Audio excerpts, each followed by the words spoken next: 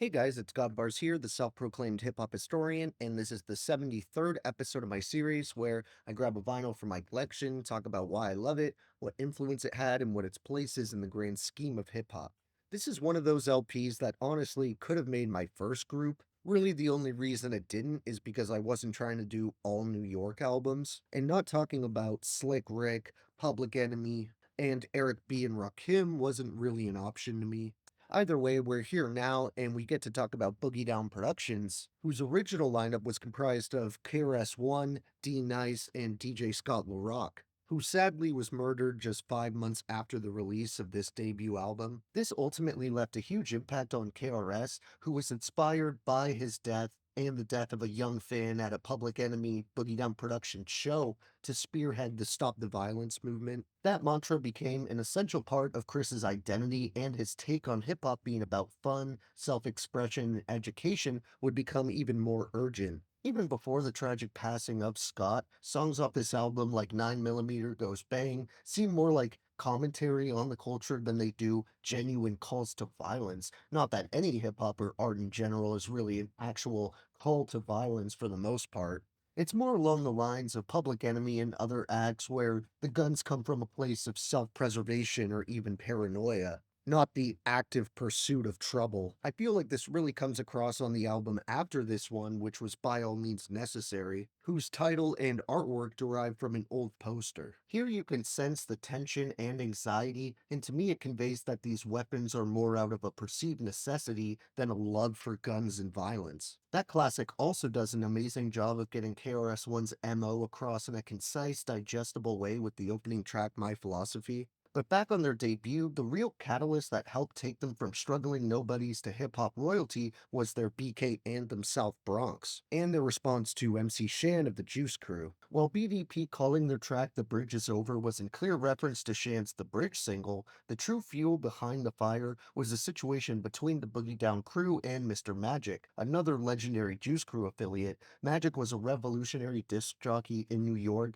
and he had a huge say in what was and wasn't going to make it at the time.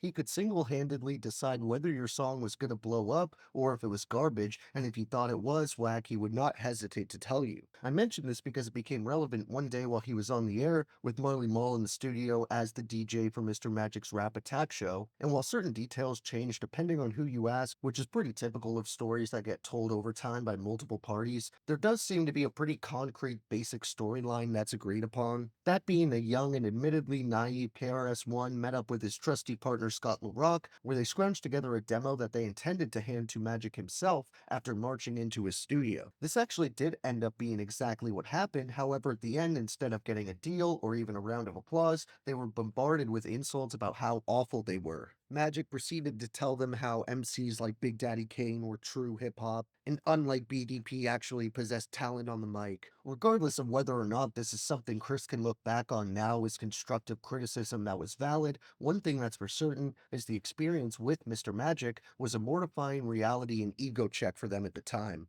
I think a good 95% of people would have just called it quits after a traumatizing event like that, but instead they got better, broke out with a couple massive hit songs, and then continued to take the world by storm further with their first album. I've said before that to me, Black on Both Sides by Mos Def or Yasin Bey is arguably the best album in terms of representing the culture, at least when it comes to a full LP. I feel the same way about KRS when it comes to a rapper that completely embodies the essence and spirit of rap music. He still constantly teaches and gives game to this day, and not many rappers, if any, can match his raw energy when it comes to freestyling. I've never once ever seen him spit a written or even something that he thought of on the way there. It's clear every single time he's in a cypher, he goes off the top genuinely just for the challenge and art of it, which is exactly what's kept him so insanely sharp at it after all these years. His delivery and passion alone can make a room shaker out of a bar that would fall completely silent if it was presented by someone else. While he may not be insanely technical and dense in his freestyles the way someone like Idea or Lupe Fiasco can be, KRS is almost impossible to follow as he not only never chokes, but he'll often structure his raps like a speech or sermon that just kind of grabs your attention by default. He cares about something not everyone does, but it's massively important to me.